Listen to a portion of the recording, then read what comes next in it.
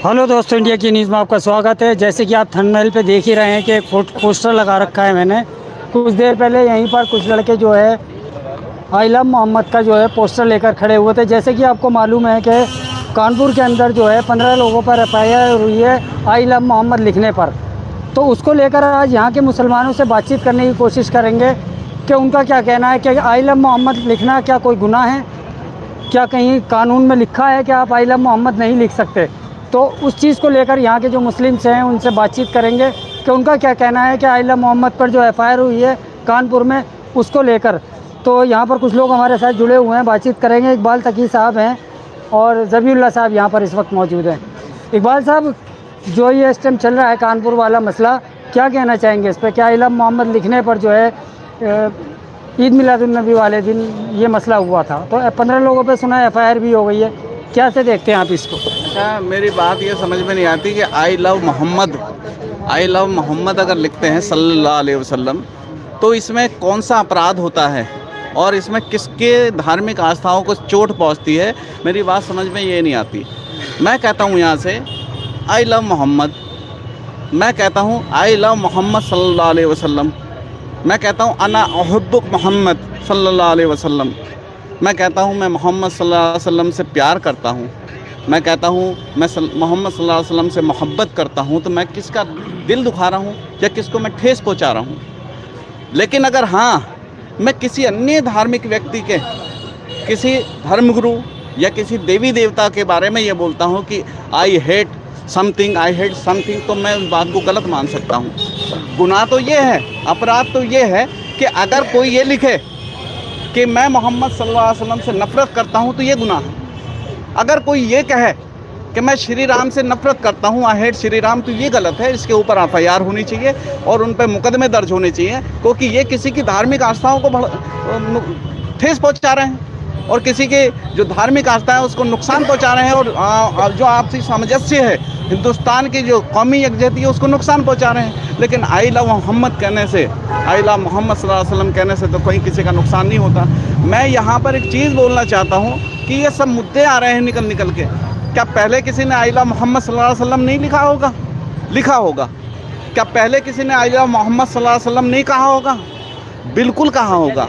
लेकिन अब तो ये हो रहा है कि ये सब चीज़ें निकल कर सामने आ रही हैं और ये मानसिकता जो है, ये सड़ी हुई मानसिकता, ये सब इसकी वजह से ये सब कुछ हो रहा है।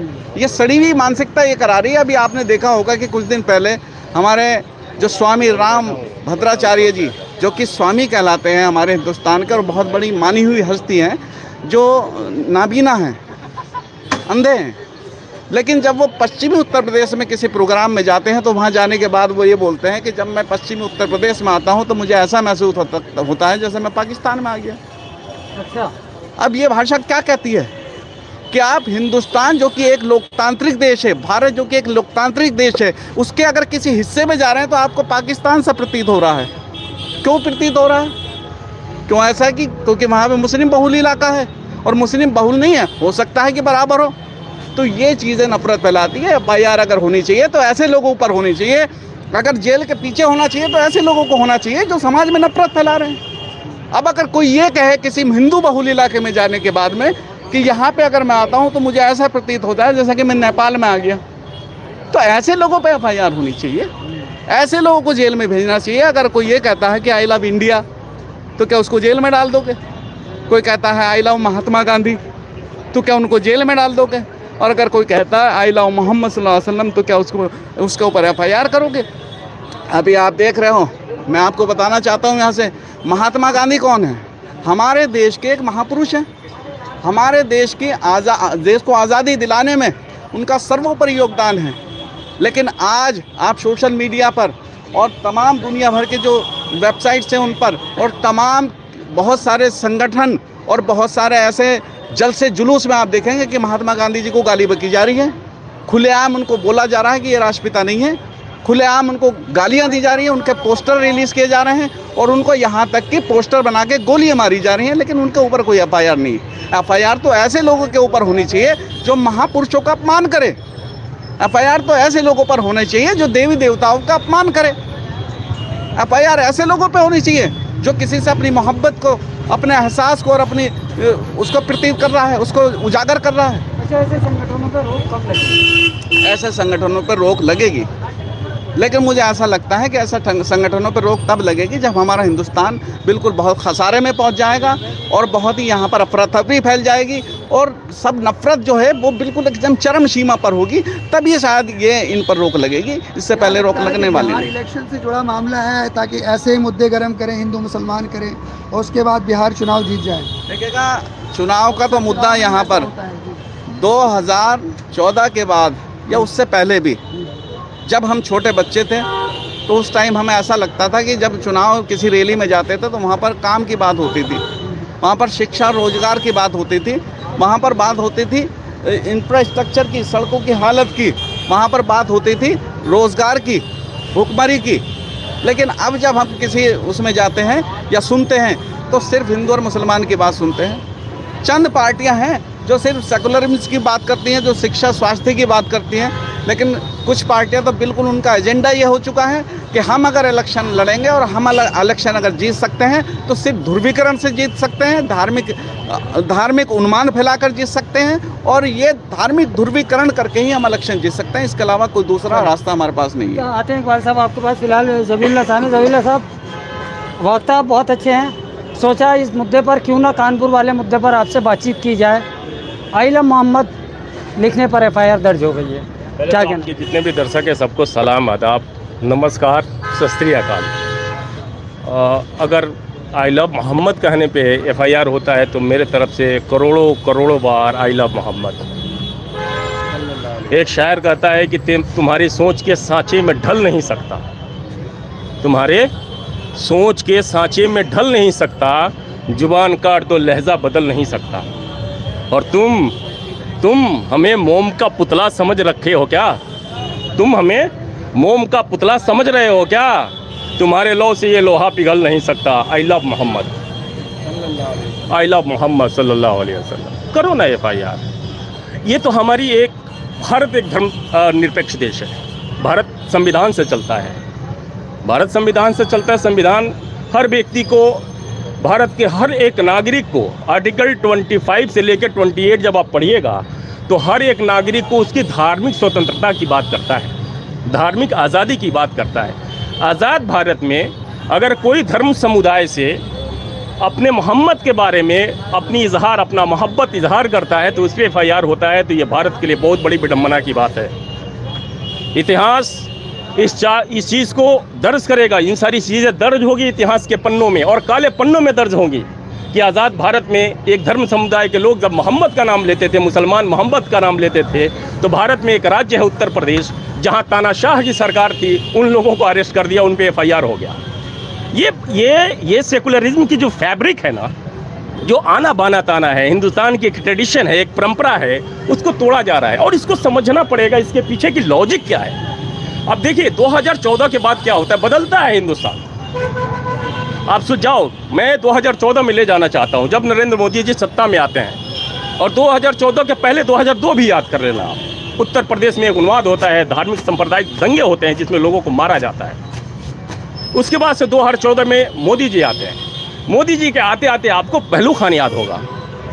देखिए कैसे एक्सपेरिमेंट हो रहा है भारत में, ये सोशल एक्सपेरिमेंट है, धार्मिक उन्माद की एक्सपेरिमेंट की जा रही है। पहलू खान को बोला जाता है कि उसके फ्रिज में गौ मतलब फलाना जानवर का मांस रखा गया है, उसको पहलू खां को मारा जाता है, फिर तबरेज को मारा गया। उसके बाद से देखो आप ज्ञान वापी की बात होती है।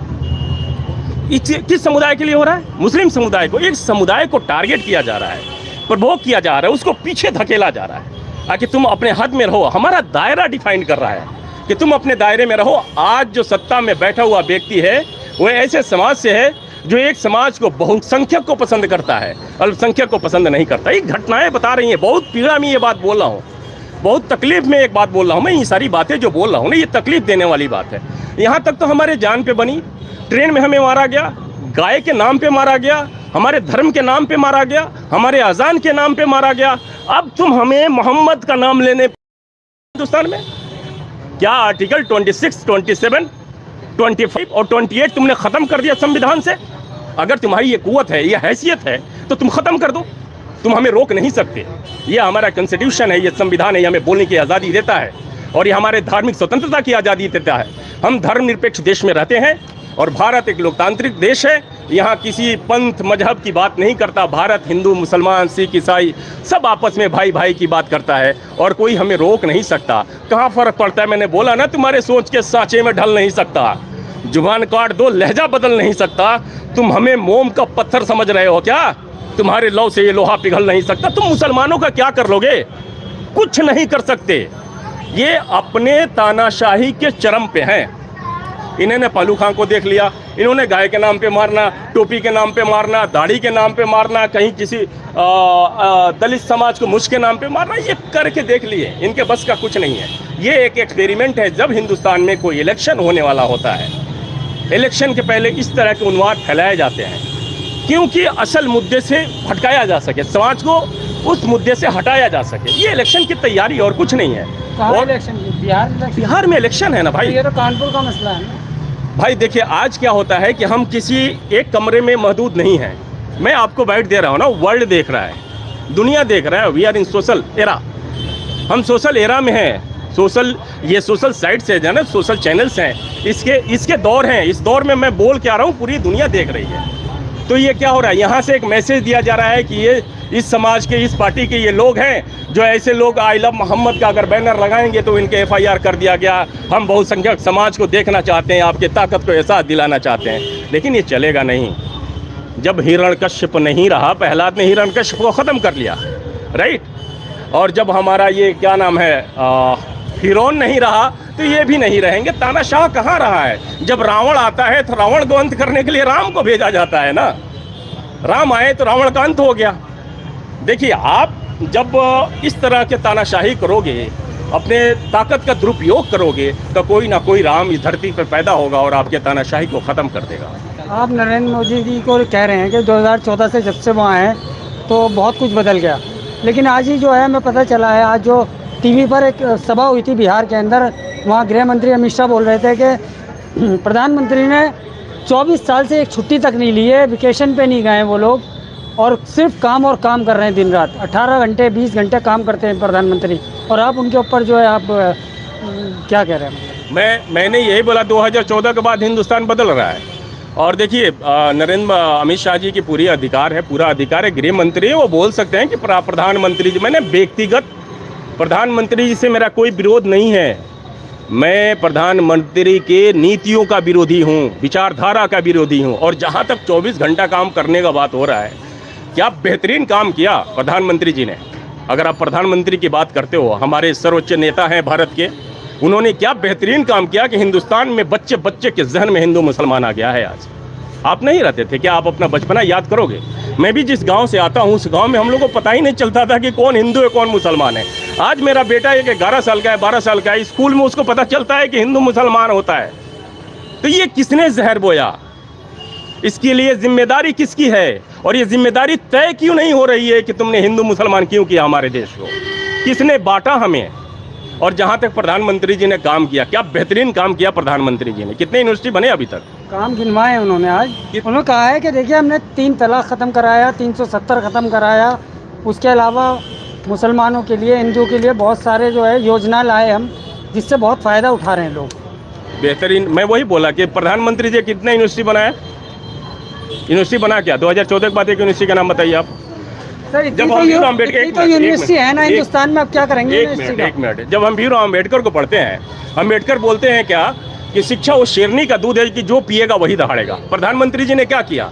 लगभग 80 करोड़ 84 करोड़ लोगों को क्या दे रहे हैं? राशन दे रहे हैं। कितना? 5 किलो राशन पे। तो जब समाज को लठैत बनाना है ना, लठैत बनाना है तो शिक्षा छीन लो। जब शिक्षा छीन लिया जाएगा तो अंधभक्त पैदा होंगे, और जब शिक्षा होगा ना तो सवाल करने वाला पैदा होंगे। उनको अपने अधिकार का पता चलेगा। वो बच्चा है ना 5 साल का 10 साल का बच्चा, वो जब पढ़ेगा तो उसको पता चलेगा कि हमारे संविधान ने हमको क्या अधिकार दिया गया, और जो सरकार सत्ता में बैठी है वो हमारे अधिकारों का हनन कैसे कर रही है। तो प्रधानमंत्री जी ने कितने यूनिवर्सिटी बना दिए, कितने रेलवे लाइन बिछवा दिए आपने?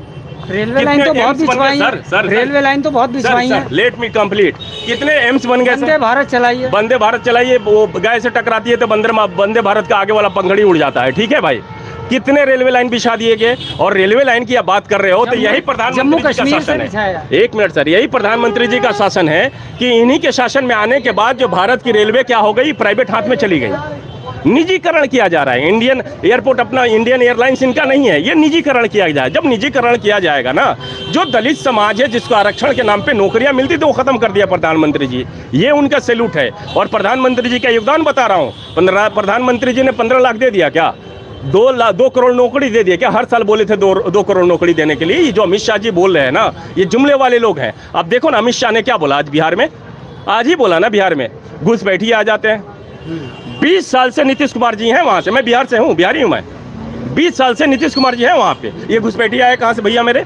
सत्ता में तुम, केंद्र में तुम, राज्य में तुम, केंद्र सरकार तुम्हारी, सुरक्षा की जिम्मेदारी किसकी होती है। और जिसको तुम बोल रहे हो घुसपैठिया, क्या जिस 65 लाख लोगों का नाम तुमने वोटर लिस्ट में से काट दिया, वो 65 लाख लोग कौन थे भाई, ये घुसपैठिया हैं। ये नरेंद्र मोदी जी के हिसाब से और अमित शाह जी के हिसाब से कि जितने लोगों का नाम कटा है ये सारे लोग घुसपैठिया हैं। तो आप मानते हो हमारी बीबी का नाम काट दिया गया। मैं बोल रहा हूँ, मेरे वाइफ का नाम वोटर लिस्ट में से काट दिया गया क्योंकि हम वहाँ जा नहीं पाए। कहाँ की वोटर लिस्ट? बिहार के वोटर लिस्ट से। अब मेरी वाइफ घुसपैठिया हो गई और मैं भारत का नागरिक। ये देखिए, और राहुल गांधी ने जो इसको दिखाया है, और दिखाने के बाद राहुल गांधी ने बताया कि किस तरह से वोट चोर गद्दी छोड़कर जो नारा दिया गया, चोर हैं। और जब आपके मत की चोरी होती है ना, संविधान में, संविधान ने सबको, राजा हो या रंग हो, सबको एक वोट देने का अधिकार दिया। जब आपके मत की चोरी होती है तो ये केवल आपके वोट की चोरी नहीं है, आपके हक के हुकूक की चोरी है, आपके आरक्षण की चोरी है। आपको ये सिद्ध करना पड़ जाएगा कि आप इंडियन हो, बिहारी हो कि नहीं हो, आप भारतीय हो कि नहीं हो। ये बहुत बड़ा चैलेंज है देश के लिए, इसको समझना पड़ेगा। सर एक बात बताइए, ये मामला हुए आई लव मोहम्मद पे जो विवाद हुआ था, 1 हफ्ते से ज़्यादा गुजर गया है, अब क्यों इसको बुलाने की कोशिश की जा रही है, अब क्यों FIR दर्ज कर रहे हैं, पहले नहीं हो सकता था, और क्यों ऐसा है कि बिहार के इलेक्शन में उनका फ़ायदा होगा। देखिए, अभी आप पिछले 2-3 इलेक्शन उठा कर देख लो, जब भी इलेक्शन होता है तो कमी सीमा पे, मैं नहीं बोलता कि कोई पार्टी कराती है, पहलगाम देखा आपने, ठीक है, अभी ये सब घटनाएं हो रही, जब इलेक्शन होता है ना तो ये सारी घटनाएं हो रही हैं। और देखिए, बीजेपी के पास, अगर बीजेपी की बात करते हैं, भारत जलाओ पार्टी की बात कर रहे हो आप, भारत जलाओ पार्टी जो है ना, देश चलाने के लिए, सत्ता में रहने के लिए किसी हद तक जा सकती है। आप देखो ना, हमारे देश का प्रधानमंत्री बिहार में जब भाषण देता है तो बोलता है कि हम घुसपैठियों को नहीं रहने देंगे। कांग्रेस और राजद घुसपैठियों को यहाँ रखना चाहती है। घुसपैठिया आए कहाँ से, कौन है घुसपैठिया, क्यों नहीं आइडेंटिफाई किया आपने। लिस्ट जारी कर दो यार, तुम्हारा CBI, तुम्हारी ED, तुम्हारी एजेंसी, तुम्हारी सरकार, तुम्हारा सुरक्षा की जिम्मेदारी तुम्हारी। अरे लिस्ट तो जारी करो कि ये 65 लाख लोग घुसपैठिया थे। अगर नहीं जारी कर सकते हो तो फिर तुम झूठ हो, जुमलेबाज हो, मक्कार हो, झूठ बोल रहे हो। तुमने बोला था 15 लाख देने के लिए, नहीं दिया।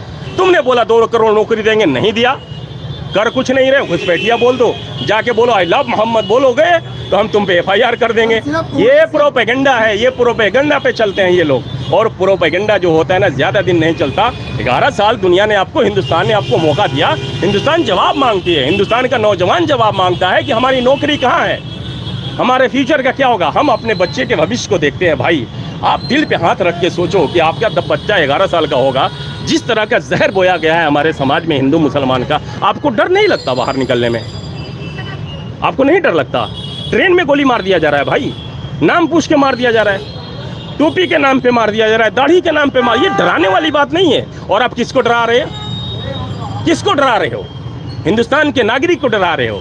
और मैं तो बड़ा परेशान था कि ये डरते क्यों नहीं है। डेमोक्रेटिक कंट्री में डेमोक्रेसी का डिफिनेशन दिया किसी ने कि for the people, by the people, of the people. लोगों के खातिर, लोगों के द्वारा जो सरकार चलाई जाए उसको हम डेमोक्रेसी कहते हैं। और इस डेमोक्रेसी में सत्ता नाकारा हो गई, सत्ता को डर ही नहीं है। मतलब तुम SIR कर रहे हो, वोट की चोरी से सरकार बना रहे हो, इसलिए तुम्हारे अंदर से दहशत खत्म हो गया है। तो ये बहुत बहुत सोचने का विषय है, विचार करने का विषय है। सर, आप ये मुद्दा इलेक्शन पर ले गए बिहार के हैं, क्यों लग रहा है आपको? मतलब ऐसा खाली उस पर कोई आवाज़ ही नहीं उठा रहा। असदुद्दीन ओवैसी एक ऐसी पार्टी के लीडर हैं जो सिर्फ आवाज़ उठा रहे हैं हर चीज़ पर। अब देखिए, अब कोई आवाज़ उठाने, हम तो उठा रहे हैं ना, हमारी जो कुवत हम कर रहे हैं ना, बोलना पड़ेगा। आप जिस प्लेटफॉर्म पे हो, जहाँ भी हो, बोलो। आपको अभिव्यक्ति की आज़ादी है, बोलना पड़ेगा। जैसे आपने बोल दिया, आपको डर नहीं लग रहा कि FIR हो जाएगी? इकबाल तकी साहब ने बोला कि FIR हो सकती है आपके ऊपर भी इस चीज़ को लेकर। देखिए, भगत सिंह के बारे में हम जानते हैं, खुद राम बोस के बारे में जानते हैं। अब तो भगत सिंह पैदा नहीं होंगे ना। खुद्दीराम बोस पैदा नहीं होंगे, हैं? अशफाकुल्लाह खां पैदा नहीं होंगे, हमीद पैदा नहीं होंगे। हमें तो बोलना पड़ेगा।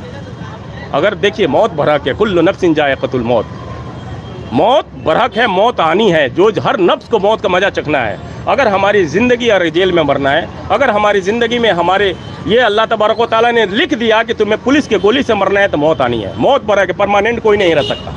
तो बोल के मरो ना भाई, क्यों डरना है? कुल्लु नफ्सिन जायक़ा, हमारा यकीदा है ना, हमारा ईमान है कि मौत आनी है, हमारा पुनर्जन्म नहीं होना, हमें मरना है, लेकिन हक के लिए लड़ के मरेंगे। ये भी एक लड़ाई है। आज़ाद भारत में ये क्रांति है। हम इस क्रांति के हिस्सा हम लड़ रहे हैं, बोल रहे हैं, एटलीस्ट हम बोल रहे हैं। बोलना पड़ेगा। आज़ादी बचानी है, लोकतंत्र बचाना है, आपसी भाईचारा बचाना है, हिंदू मुसलमान का उन्वाद ख़त्म करना है, तो बोलना पड़ेगा। चाहे वो हिंदू समाज हो, चाहे मुस्लिम समाज के नेताओं को या जवानों को बोलना पड़ेगा, नागरिकों को बोलना पड़ेगा, तब हिंदुस्तान बचेगा। ये हिंदुस्तान तानाशाह के हाथ में है, हिंदुस्तान बर्बादी के कगार पे खड़ा हुआ है। तो हमें लड़ना पड़ेगा, बोलना पड़ेगा, अपने बच्चे के भविष्य के लिए बोलना पड़ेगा, हिंदुस्तान के लिए बोलना। को हम वोट देते हैं, जिन पार्टियों, कांग्रेस हो या बसपा हो या एसपी कोई भी हो, तो वो आगे क्यों नहीं आती है? सिर्फ आवाम ही साथ में बोलेगी और कोई नहीं बोलेगा हमारे साथ। देखिए, वोट लेने के समय में सब आ जाते हैं कि हम तुम्हारे हमदर्द हैं, खैर खा हैं, लेकिन अब कहाँ चले जाते हैं वो लोग? देखिए, पार्टियां बोल रही हैं, अब मेन स्ट्रीम मीडिया नहीं। राहुल गांधी ने आवाज़ उठाया ना, मैं कांग्रेस से नहीं हूँ, राहुल गांधी ने आवाज़ उठाया ना भाई, वो वैसी बोल ही रहा है, तेजस्वी बोल ही रहा है, अखिलेश बोल ही रहा है। बचा कौन है? ये प्रोपेगेंडा है। ये बताया जा रहा है कि कोई बोल नहीं रहा है। हर मुद्दे पे लोग बोल रहे हैं और ताकत के साथ बोल रहे हैं, लेकिन ये तानाशाही ईडी सीबीआई के डर से नेताओं को डरा दिया जाता है, धमका दिया जाता है, इसलिए वो चुप हो जाते हैं। लेकिन बैकेंड से आवाज़ उठ रही है और हिंदुस्तान में ये घबराहट, ये घुटन से पैदा हो रहा है। भारत के नौजवानों में ये घुटन है, सफोकेशन फील कर रही है। भारत का नौजवान सफोकेशन, घुटन फील कर रहा है कि हम किधर जा रहे हैं। जो देश से मोहब्बत करता है, लोकतंत्र से प्यार करता है। ठीक है सब, क्या सहमत है इनकी बात से? ये जो है बिहार इलेक्शन को लेकर काफ़ी कुछ बताया, क्योंकि खुद बिहार से, सिवान से हैं, तो ये सच बोल रहे हैं क्या? वहाँ पर जो है गड़बड़ हो सकती है? भाई, गड़बड़ तो आपको सब समझ में आ गई। SIR हुआ, SIR में आपको पता चल गया कि कहाँ तक आपने SIR की। और जब एक टीम, ये अजीत अंजुम साहब किसी ऑफिस में जाते हैं, ये कोई ऑफिस है, चुनाव आयोग का कोई ऑफिस है, उसके अंदर जब जाते हैं तो वहाँ पर क्या हो रहा था, उन्होंने बाकायदा दिखाया था ऑन स्क्रीन कि यहाँ पर ये हो रहा है। ये लोग कहीं जा नहीं रहे हैं किसी से मिलने के लिए, किसी से बात करने के लिए, और अपने आप ही ये फॉर्म भर के और इसको वोट को डिलीट कर रहे हैं। ये सारी चीज़ें वो सब दिखाई गई हैं और सारा हिंदुस्तान जानता है कि किस तरह से वोट डिलीट हुए। अभी राहुल गांधी जी, उन्होंने बताया, मैं भी यही बोलता हूँ जैसा कि इन्होंने बोला, मैं भी कांग्रेस से नहीं हूँ और मैं किसी पार्टी का समर्थक ऐसे नहीं हूँ कि मैं किसी पार्टी का समर्थन करूँगा। लेकिन मैं यहाँ पर एक बात ये बोलता हूँ कि राहुल गांधी पूरे सबूत के साथ बता रहे हैं कि यहाँ वोट चोरी हुआ है, वोट चोरी के साथ ही ये सरकार बनी है, वोट चोरी कर कर के तुमने हिंदुस्तान की सत्ता का हथियाई है। तो ये सब बता रहे हैं वो, और सारा हिंदुस्तान जानता है। अब कुछ बताने की ज़रूरत नहीं रह गई है कि ये जो प्रोपेगेंडे हैं कि यहाँ आई लव मोहम्मद हो रहा है, फिर उसके बाद में ये प्रोपेगेंडा बना दिया, इनको FIR कर दी। फिर वहाँ पर जाते हैं स्वामी रामभद्राचार्य जी, वो बोलते हैं कि मुझे ऐसा लगता है पश्चिमी उत्तर प्रदेश में आकर कि जैसे मैं पाकिस्तान में आ गया। ये भारत है, ये लोकतांत्रिक देश है हमारा देश है सर। जी। तमाम लोग बोल सकते हैं, अपनी बातें रख सकते हैं, तमाम मजहब के लोग अपने फेस्टिवल्स बना सकते हैं, तो इसमें आपत्ति क्या हो गई अगर आई लव मोहम्मद लिख देते हैं? मैं यही कहता हूँ कि आई लव मोहम्मद लिख दिया ना, आई लव मोहम्मद कहने से क्या आपत्ति है? आज ये आपत्ति क्यों है? ये और आपत्ति है FIR क्यों? ये तो असंवैधानिक है। ये FIR असंवैधानिक है। होना तो ये चाहिए कि जिसने FIR किया है उसके खिलाफ कार्रवाई हो और उसको निरस्त किया जाए, उसको निष्कासित किया जाए, वहाँ से उसको निष्कासित किया जाए पुलिस से। ऐसे लोग पुलिस में रहने के लायक नहीं। जब ये शपथ लेते हैं तो शपथ किस चीज़ की लेते हैं? शपथ यही लेते ना कि हम धर्म के, किसी भी धर्म या संप्रदाय के प्रति अपना भेदभाव नहीं रखेंगे किसी भी तरह के। क्या नई परंपरा है? वो कह रहे हैं नई परंपरा स्टार्ट कर रहे हैं, इसलिए हमने इस पर FIR दर्ज की है। ऐसा नहीं होना चाहिए कि पोस्टर लगाओ, तुम सीधे सिंपल से मना लो बस। आप पोस्टर क्यों लगा रहे हैं आई लव मोहम्मद लगा करके? ये अलग चीज़, आप अलग क्या नई परंपरा? तो हम इसे कहते हैं कि अगर वो आई लव मोहम्मद ना लिख के किसी अन्य संप्रदाय या अन्य धर्म के किसी देवी देवता का नाम लिखते हैं और उसमें लिखते हैं कि आई हेट, ये मैं नाम नहीं लूँगा किसी का, तो वो अपराध होता, वो नई परंपरा होती। लेकिन वो तो जिस धर्म से आते हैं, उस धर्म के जो पैगंबर है हज़रत मोहम्मद सल्लल्लाहु अलैहि वसल्लम, उसके प्रति अपनी आस्था दिखा रहे हैं, उनके प्रति अपना प्यार और मोहब्बत दर्शा रहे हैं, तो इसमें आपको क्या आपत्ति है? आपत्ति आपको इसमें आपत्ति नहीं होती? मैंने पहले भी कहा था, मैं फिर कह रहा हूँ यहाँ से कि महात्मा गांधी जी का अपमान हो रहा है इस देश में। हमारे जो वीर शहीद हैं उनका अपमान हो रहा है, उनको क्या क्या नहीं कहा जा रहा। और जो लोग अंग्रेज़ों के चाटुकार थे उनको हीरो बताया जा रहा है। जो महात्मा गांधी के बिल्कुल हत्यारे हैं उनको तो ये अपराध है। अपराध को समझो, अपराध क्या है और क्या आस्था है, क्या चीज़ है। इस कराने की कोशिश की जा रही है ये समुदाय सिर्फ को कि भाई ऐसा मत करो, आइला मोहम्मद या कुछ ऐसी बातें मत करो जो लगे मुसलमानों का यहाँ थोड़ा सा। देखिएगा, ये सब चीज़ें जो हैं पॉलिटिकल ये इन्फ्लुएंस की वजह से हो रही है। ये हर आदमी जो भी कोई राजनीतिक पद पे बैठा है वो भी, और जो किसी प्रशासनिक पद पे बैठा वो लाइमलाइट में आना चाहता है और अपने आप को बिल्कुल ऊपर रखना चाहता है कि मैं भी लाइमलाइट में आऊँ और मेरा भी पता चले कि मैं भी हूँ। ये सिर्फ इसलिए हो रहा है। अभी आपने संभल में देखा, जो एसपी थे अनुज चौधरी, उन्होंने क्या क्या नहीं किया अपने आप को उजागर करने के लिए, अपने आप को लाइमलाइट में आने के लिए। इसी तरह से ये कर रहे हैं, लेकिन ये चीज़ें चलने वाली नहीं है। अब आप ये देख लीजिएगा कि पश्चिमी उत्तर प्रदेश में जिस मुख्यमंत्री पद पे वो बैठे हैं वो एक संवैधानिक पद है, और संवैधानिक पद पे 201 मिनट इकबाल साहब और रोकना चाहूँगा। ट्रेंड चल चुका है हमारे पास इस टाइम कमेंट्स में, बहुत सारे लोग आई लव मोहम्मद लिख रहे हैं। बहुत बहुत अच्छी बात है।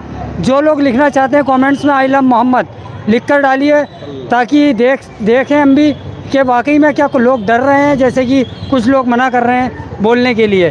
तो हम देखते हैं कितना ट्रेंड हमारा चलता है इस टाइम। ये इस चैनल पर आई लव मोहम्मद लिख के ज़रा कमेंट्स करिए, लिख रहे हैं बहुत लोग। देखो, मैं इस पे एक बात और बोलना चाहता हूँ यहाँ से कि ये आई लव मोहम्मद वहाँ पर ईद मिलादुन नबी पे ये लिखा गया, और ईद मिलादुन नबी के कई दिन बाद इस पर FIR हुई। तो ये पूरी सुनियोजित साजिश है। और सुनियोजित साजिश क्या है कि उनको यहाँ से कोई किसी तरह का क्लू निकालना है बिहार के इलेक्शन को मद्देनजर रखते हुए, और अपनी आई लव मोहम्मद कहेंगे सल्लल्लाहु अलैहि वसल्लम। मैं उनको भी ये बात बोलना चाहिए, आई लव मोहम्मद कहेंगे सल्लल्लाहु अलैहि वसल्लम। मैं उनको भी ये बात बोलना चाहिए कि आप आई लव मोहम्मद कहें और उसके बाद सल्लल्लाहु अलैहि वसल्लम भी कहें दिल पे हाथ रख के।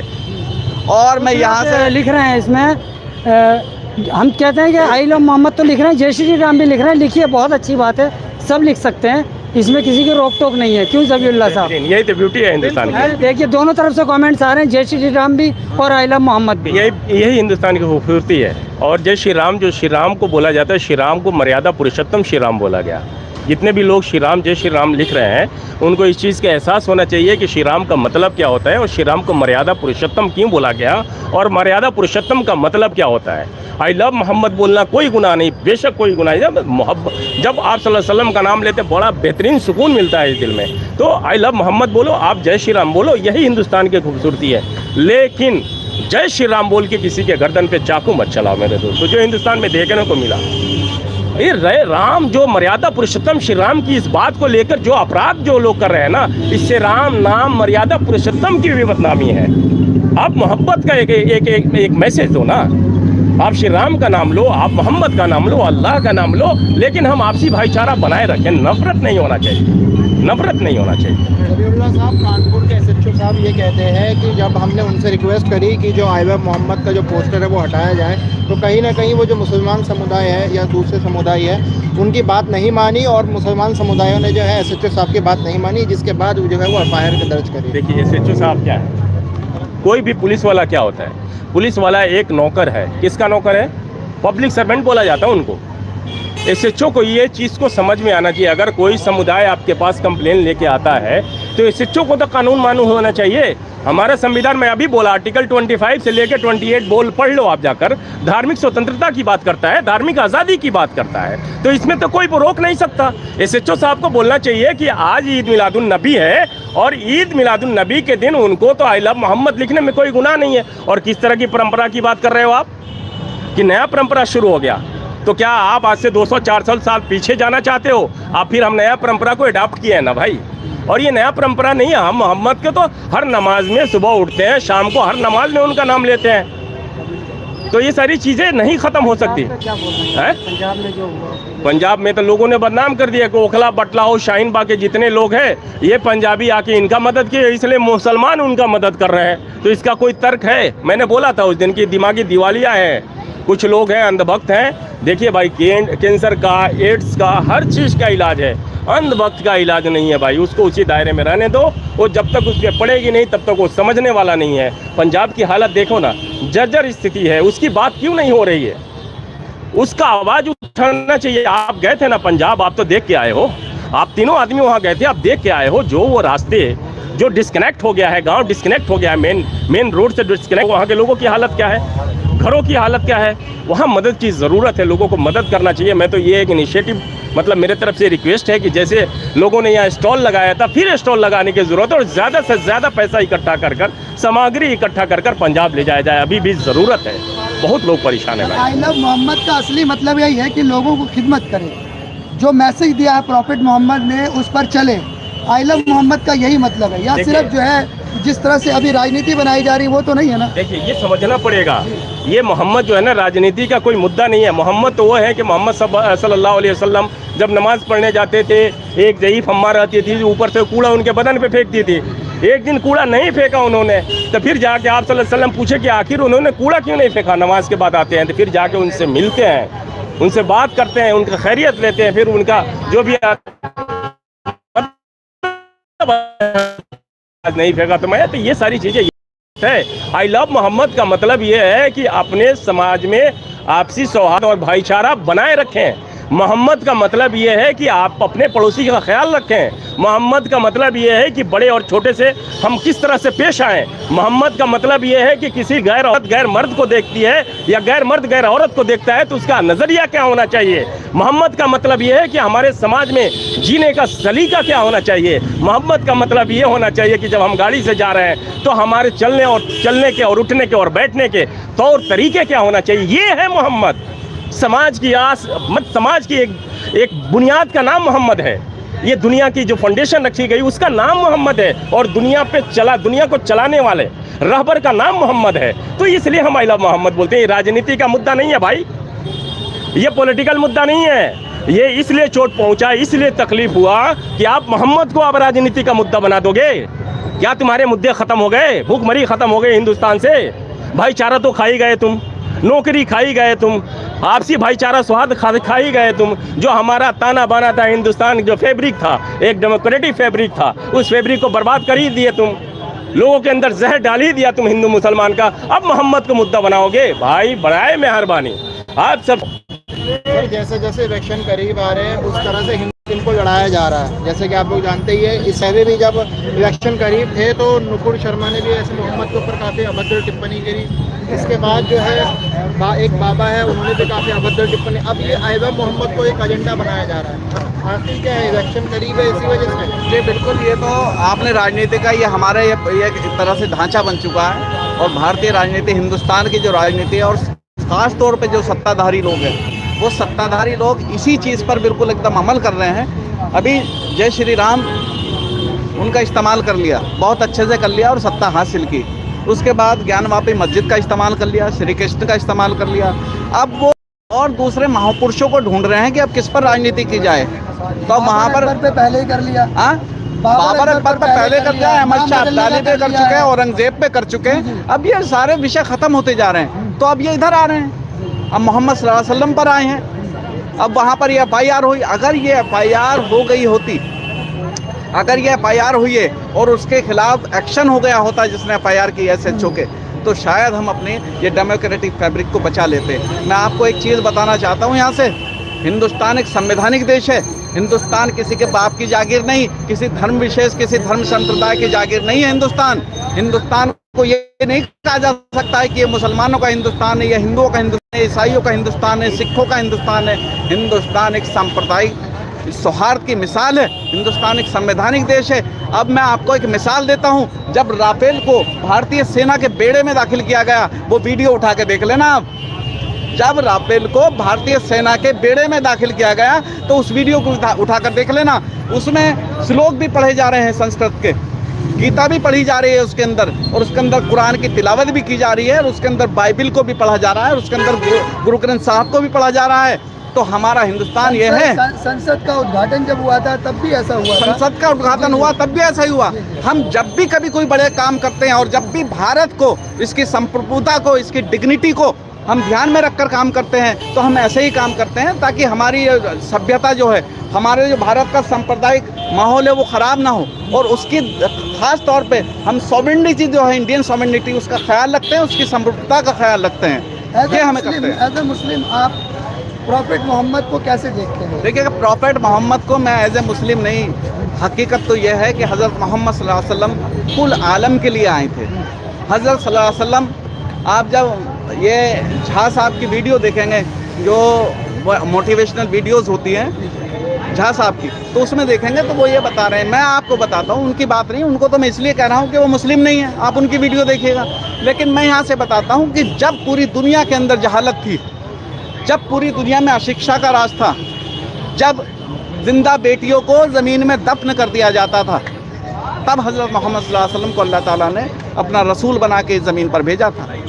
और उन्होंने बताए हैं कानून, उन्होंने बताया है जीवन शैली, कैसे जीवन को गुजारना चाहिए, उन्होंने बताया कि आपके पड़ोसी का क्या हक है, उन्होंने ये बताया कि आपके भाई का क्या हक है आप पर, उन्होंने बताया कि आपकी बीवी का क्या हक है आप पर, और आपके भाइयों का, आपकी बहनों का क्या हक है आप पर, किस तरह से आप ज़िंदगी गुजारें, कैसे आप खाना खाएं, कैसे आप पानी पिएं, किस तरह से आप सोएं, किस तरह से जागें, ये सारे उसूल बताएं। और मैं इनको जो भी आई लव मोहम्मद सल्लल्लाहु अलैहि वसल्लम लिख रहे हैं, मैं उनको एक बात बोलना चाहता हूँ कि अगर हकीकत में आप मोहम्मद सल्लल्लाहु अलैहि वसल्लम से मोहब्बत करते हैं तो चलो आज से हम उनके जो बताए गए रास्ते हैं, जो सीरतुन नबी है, हम उस पर चलकर दिखाएं। और यही मेरा सबसे संदेश है, सबके लिए एक ख़ास तौर पे एक संदेश मैं देना चाहता हूँ कि हमें अपनी ज़िंदगी को मोहम्मद सल्लल्लाहु अलैहि वसल्लम की ज़िंदगी की तरह गुजारनी चाहिए। वो एक रोल मॉडल थे पूरी दुनिया के लिए, सिर्फ मुसलमानों के लिए नहीं। और मैं यहाँ से एक बात और भी बोलना चाहता हूँ कि अल्लाह जो है, अल्लाह के रसूल हज़रत मोहम्मद सल्लल्लाहु अलैहि वसल्लम थे। अल्लाह रब्बुल आलमीन है, रब्बुल आलमीन यानी कि पूरे आलम का रब है, रब्बुल मुस्लिमीन नहीं है। अल्लाह सिर्फ मुसलमानों का रब नहीं है, अल्लाह पूरे आलम का रब है। और हुज़ूर अक़दस सल्लल्लाहु अलैहि वसल्लम ये सिर्फ मुसलमानों के रसूल नहीं है, पूरे आलम के रसूल हैं। तो हम आई लव मोहम्मद सल्लल्लाहु अलैहि वसल्लम। दुख पहुंचता है जब मोहम्मद सल्लल्लाहु अलैहि वसल्लम के बारे में कुछ टिप्पणियां लोग कर देते हैं, तो किसी के भी बारे में नहीं करनी चाहिए, हमें दुख पहुंचेगा, क्योंकि हुज़ूर अक़दस सल्लल्लाहु अलैहि वसल्लम के बारे में अगर कोई भी गलत बात बोलेगा तो हमें दुख पहुंचेगा। और अगर श्री राम के बारे में कोई गलत बात बोलेगा तब भी हमें दुख पहुंचेगा। अगर कोई श्री कृष्ण के बारे में बोलेगा तो तब भी हमें दुख पहुंचेगा, क्योंकि कभी भी आप किसी महापुरुष के बारे में ऐसा नहीं बोल सकते। हम 1,24,000 कमोबेश पैगंबर, इस्लाम के अंदर बताया जाता है कि 1,24,000 कमोबेश पैगंबर दुनिया में आए। हम ये नहीं कह सकते कि श्री राम और श्री कृष्ण वो नहीं हो सकते, वो भी हो सकते हैं। जब 1,24,000 पैगंबर आए, हर जगह अलग अलग पैगंबरों को भेजा गया, हर सोसाइटी के लिए अलग पैगंबर भेजे गए। नूह अलैहिस्सलाम को भेजा गया, इब्राहीम अलैहिस्सलाम को भेजा गया, दाऊद अलैहिस्सलाम को भेजा गया। हर कौम के ऊपर एक पैगंबर को भेजा गया, और उसके बाद सिस्टमेटिकली, श्रृंखलाबद्ध। मैं एक बात और आपसे बोलना चाहता हूँ, कुछ लोग ये कहते हैं कि ये तो है सनातन धर्म। मैं एक बात सनातन की मैं परिभाषा बताना चाहता हूँ कि ये सनातन धर्म है जो हिंदुस्तान में है, जो हिंदू धर्म है वो सनातन धर्म है, और इस्लाम जो है 1446 साल पुराना। मैं यहाँ से एक बात आपको खोल कर बोलना चाहता हूँ, आप ध्यान से सुनना बिल्कुल। सनातन कहते हैं जो वैदिक काल से चला रहा हो, जो परंपरागत हो, जो प्राचीन काल से चला रहा हो, उसे सनातन कहते हैं। सनातन क्या 3000 साल से पहले से ही था? बस उससे पहले क्या था?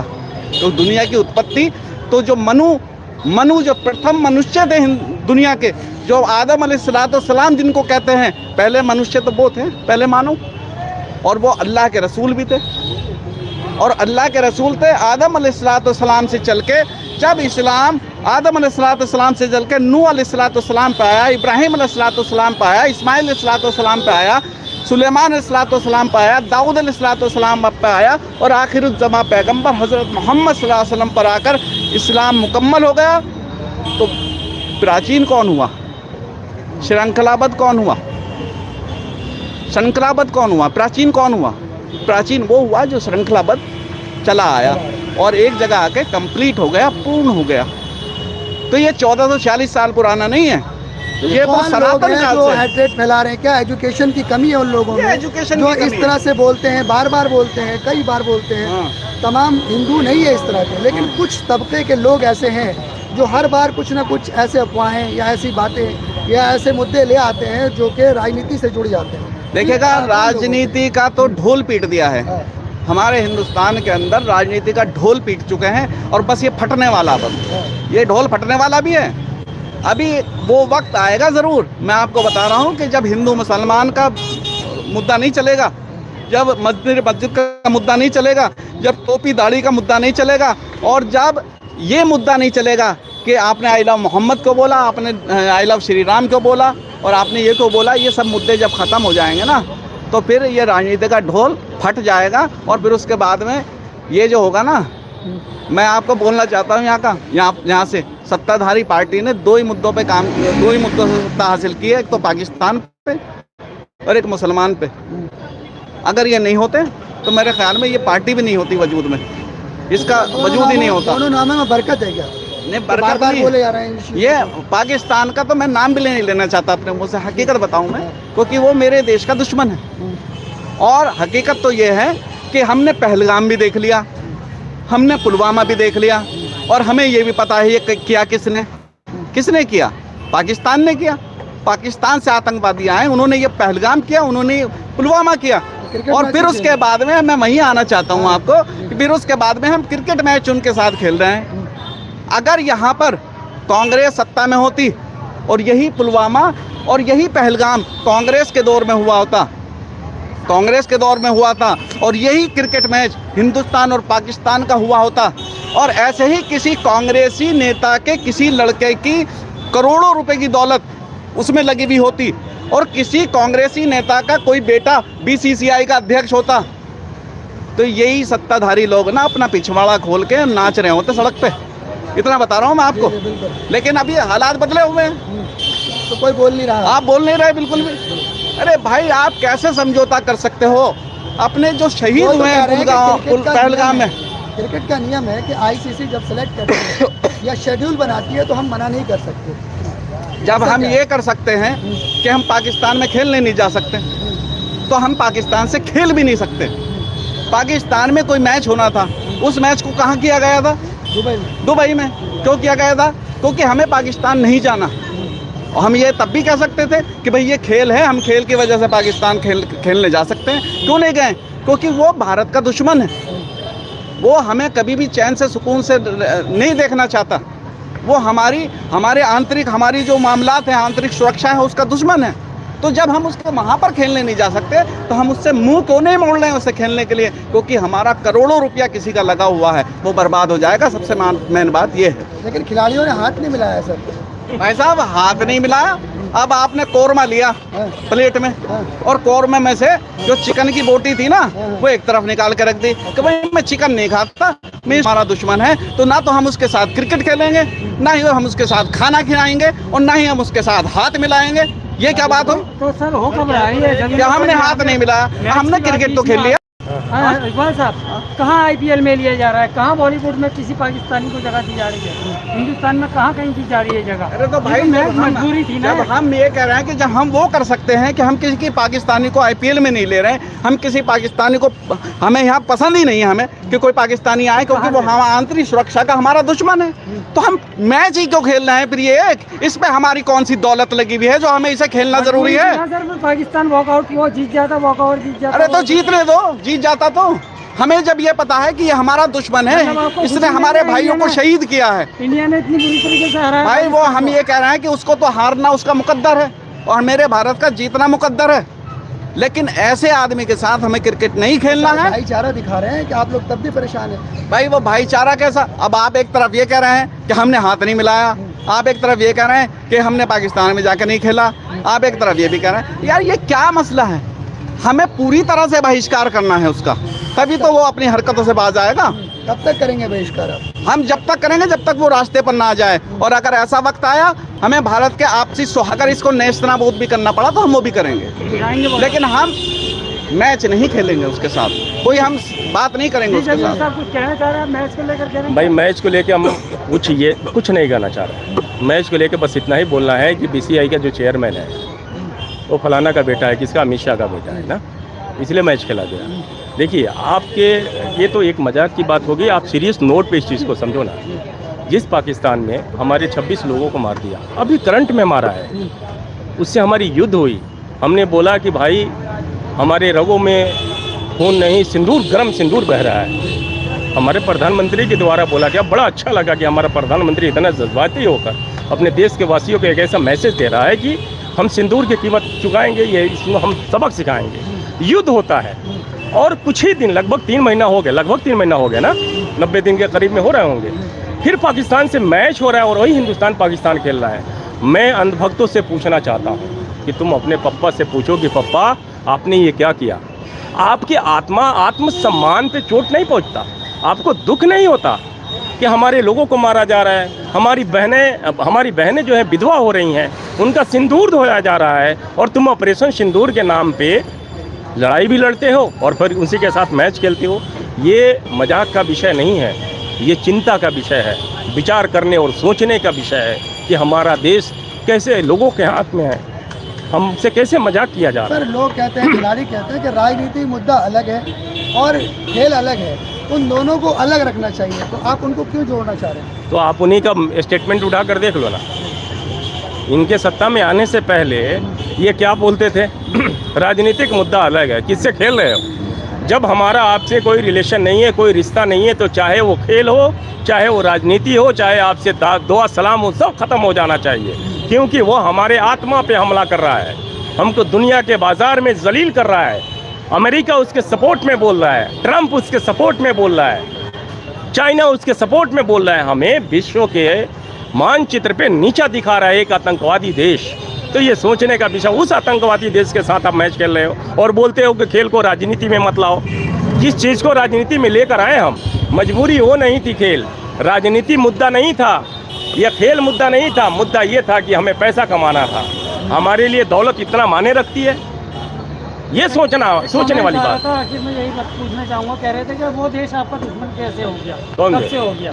हमारा बात कर रहे हो? हमारा देश 1947 से दुश्मन है, 1947 से वो हमारा दुश्मन है। जब उसने बंटवारा कर लिया, हम यहाँ जो है हिंदुस्तानी जो लोग यहाँ हैं, जो हिंदुस्तान के मुसलमान हैं, मेरे भाई साहब जो कमेंट कर रहे हैं ना, वो कह रहे हैं कि तुम्हारा दुश्मन कैसे हो गया। हम हिंदुस्तानी यहाँ, हमारे पास ऑप्शन था ना, हम बाई चॉइस मुसलमान हैं यहाँ, हम बाई चॉइस इंडियन हैं, बाई चॉइस भारतीय हैं। हमने अपने भारत को चुना क्योंकि हमारे पुरखों का, हमारे बुजुर्गों का यहाँ कब्र दफनाया गया। बहुत सारे लोगों ने, अब्दुल कलाम आज़ाद ने इस बात को बोला था जमा मस्जिद के सीढ़ियों पे खड़ा होकर कि जब ये बंटवारा हुआ कि तुम क्यों जा रहे हो, तुम्हारे अजीज़ो अजदाद के कब्र यहाँ है, तुम्हारे आज़ादी की निशानी यहाँ है, तुम्हारी कुर्बानियाँ यहीं हैं, तो तुम इसको छोड़ के नहीं जा सकते। तो हम बाई चॉइस इंडियन हैं, हम अपने मतलब ये तुम्हारी तरह नहीं है, हमारी मजबूरी इंडियन नहीं है। तो हमारा दुश्मन पाकिस्तान था और पाकिस्तान है और पाकिस्तान रहेगा। सर आप तो मोहब्बत दिखा रहे हैं, लेकिन कुछ बाबा लोग कह रहे हैं कि हिंदू राष्ट्र बनने जा रहा है, तो आप किस तरह की मोहब्बत दिखा रहे हैं? जो भी भारत को हिंदू राष्ट्र बनाने की बात करता है, उस पर देशद्रोह का केस लगना चाहिए। क्यों लगना चाहिए? क्योंकि हमारे संविधान में हिंदू राष्ट्र, मुस्लिम राष्ट्र, जैन राष्ट्र, बुद्ध राष्ट्र का कोई जगह नहीं है। हमारे कॉन्स्टिट्यूशन ने भारत को धर्मनिरपेक्ष देश बोला, और भारत हिंदू, मुस्लिम, सिख, ईसाई सबका देश है, सब आपस में भाई भाई मिलकर रहते हैं। और जो भी हिंदू राष्ट्र की बात करता है, उस पर देशद्रोह का केस लगना चाहिए, चाहे हमारा कोई नेता हो, चाहे उसका कार्यकर्ता हो, चाहे किसी कोई धर्मगुरु हो, चाहे वो किसी जात या समुदाय से हो, उस पर देशद्रोह का केस लगना चाहिए। यही तो भारत की तोड़ने की साजिश है। उस आतंकवादियों से कम ये आतंकवादी नहीं है जो हिंदू राष्ट्र की बात करते हैं, वो भी आतंकवादी हैं, क्योंकि हमारे देश में अराजक स्थिति पैदा करना चाहते हैं, हमारे देश के भाईचारा को खत्म करना चाहते हैं। तो ये आंतरिक आतंकवादी, ये देशद्रोही है, इनके खिलाफ केस होना चाहिए। बहुत शुक्रिया सर हमारे साथ के बारे में थोड़ा सा बोलने को। आई लव मोहम्मद जो है, आखिर में क्या कहना भाई, मैंने अभी आपको बोला कि मोहब्बत का नाम मोहम्मद, आप सल्लल्लाहु अलैहि वसल्लम का नाम ज़िंदगी का नाम है, ज़िंदगी जीने का वसूल का नाम मोहम्मद है, हमारे समाज में रहने का नाम मोहम्मद है, हमारे ज़िंदगी को गुजर बसर करने का नाम मोहम्मद है, एक सलीके का नाम मोहम्मद है, एक मोहब्बत का नाम मोहम्मद है। इसलिए मैं बोलता हूँ आई लव मोहम्मद सल्लल्लाहु अलैहि वसल्लम। शुक्रिया आप लोगों का हमारे साथ जुड़े रहने के लिए, बहुत बहुत शुक्रिया। इसी तरह से अभी तक अपने सब्सक्राइब नहीं किया तो प्लीज़ सब्सक्राइब कर लीजिएगा। तो दोस्तों फिलहाल अब आपसे इजाज़त लेना चाहूँगा। बटला से सीधी तस्वीरें दिखाई आई लव मोहम्मद पर जो विवाद चल रहा था, यहाँ के जो मुस्लिम लोग हैं उन लोगों ने क्या कुछ कहा। काफ़ी लोग बोलना चाहते थे, खड़े थे यहाँ पर, लेकिन ज़्यादातर चले गए।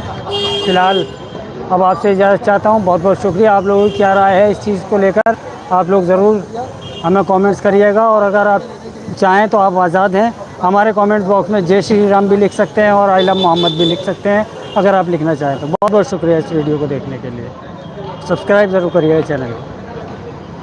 हाँ भैया, तुम लोग 1-1 घंटा बुलवाते हो, कल आप नेता बना दोगे। नेता नहीं,